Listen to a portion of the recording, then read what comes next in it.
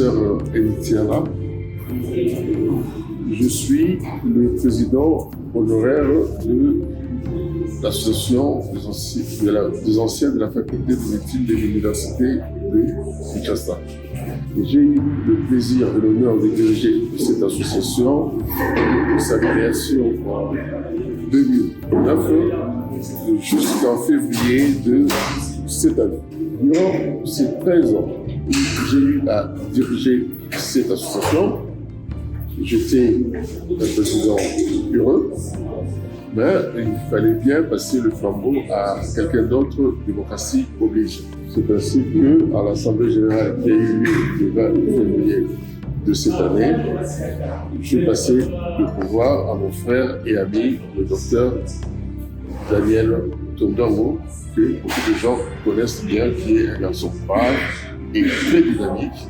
Je suis sûr qu'avec lui, il y aura la continuité de l'association.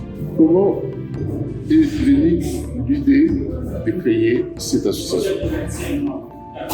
Nous sommes en 2008. Le fameux palmarès de Shanghai, le palmarès qui classe les meilleures universités au monde, vient de sortir.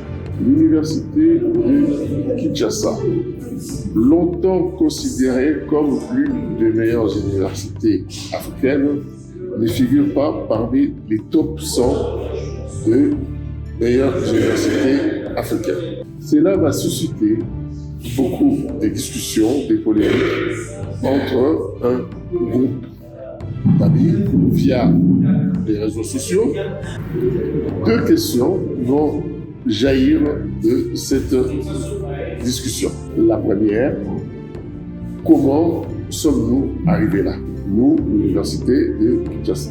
La deuxième, que pouvons-nous faire, nous, à notre niveau, pour améliorer les choses?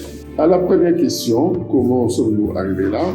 Le constat fait à l'époque était que notre université souffrait d'un manque criant de professeurs, avec un nombre pléthorique d'étudiants. Il y a des promotions où il y avait plus de 1000 étudiants, alors qu'il n'y avait pas plus de 60 professeurs pour la faculté de médecine.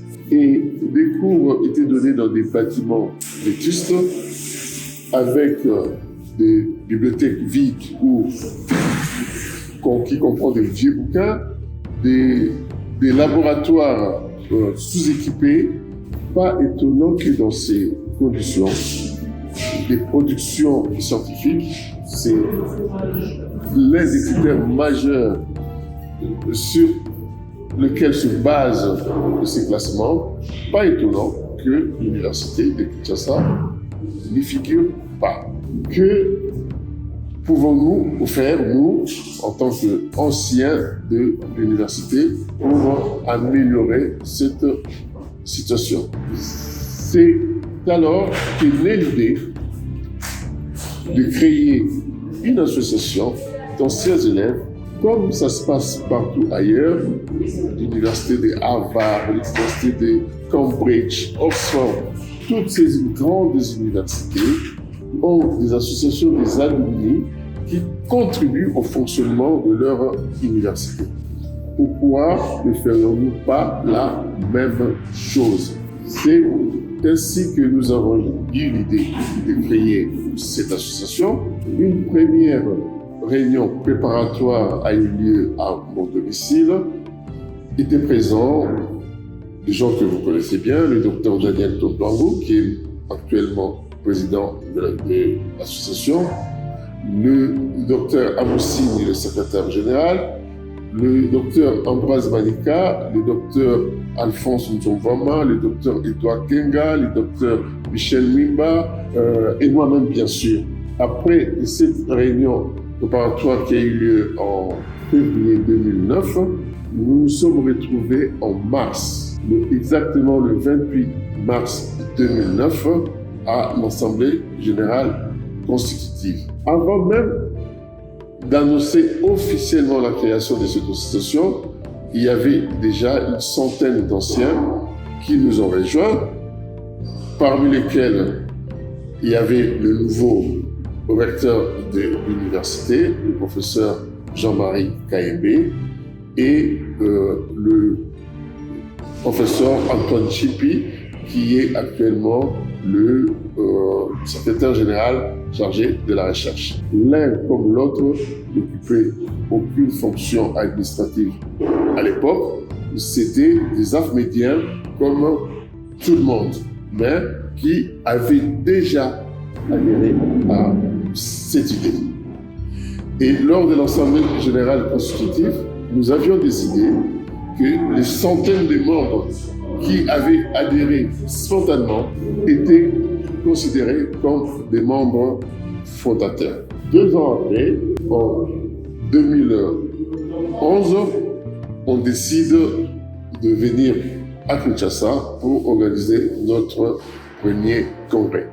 Le thème que nous avons choisi à l'époque, c'était médecine d'ici, médecine d'ailleurs, une façon de mettre en exergue le fait que c'est un rassemblement de médecins venus des horizons divers qui échangent pour partager leurs expériences professionnelles et leurs connaissances scientifiques. Notre 10e congrès, cette année, 2003, coïncide avec le grand retour de l'Université de Kinshasa dans le palmarès de top 100 des universités africaines les mieux cotées. C'est un motif de fierté.